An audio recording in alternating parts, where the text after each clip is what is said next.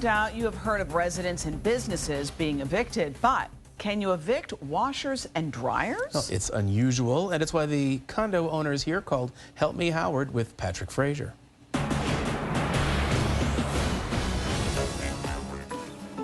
Julio has a simple way to describe serenity on the river. This is the last gem in Dade County, I call it. Julio is probably right. 164 apartments on the Miami River in a nearly perfect location. Because it's centrally located. Obviously, we're very close to Brickell, downtown. Windward's down the street. On the river, beautiful views. Awash with views and a wash headache. Well, we're pretty much being held hostage by a company that we contracted to run our laundry service. Back in 1992, the association signed a contract with a company to supply 24 washing machines and 24 dryers for the residents. You know, basically it's for their convenience. They don't have to haul their laundry to a local laundromat. Julio says the association gets a small percentage of the money the machines make.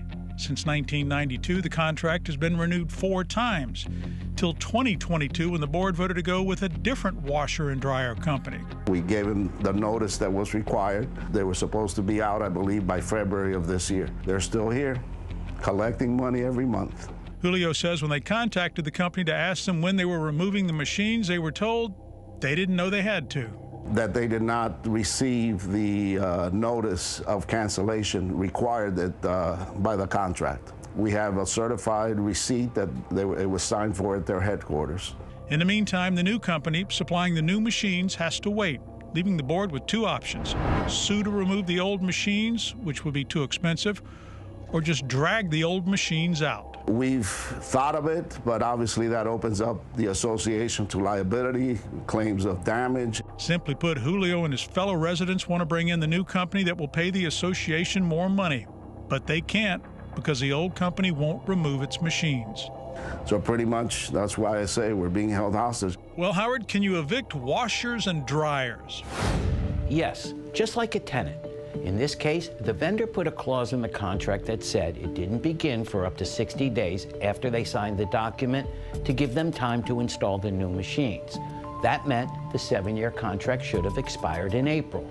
If they refuse to remove them and the association is forced to go to court, they could get double the rent the company pays them to put their machines there. We contacted the corporation that owns the machines. They told us they would remove them in the middle of May. They then wrote they didn't feel the contract expired till the end of May, and that's when they came and took them out. Finally, it was a long road, but they're finally gone. The 48 old machines are gone. Now the new company can install their equipment. As Julio put it, finally. Every day that they kept the machines is another day of profits, so they would delay it as long as no one said anything or no one pushed them. And if it wouldn't have been for you, I think they would have still been delaying it. Glad everything got worked out. And I've heard of evicting tenants. I've never heard of evicting a washing machine. You see something new every day. Feel like you've been hung out to dry, ready to air out that dirty laundry? Take a spin with us and see if we can rinse away your headache. With this, Help Me Howard and Patrick Fraser, 7 News.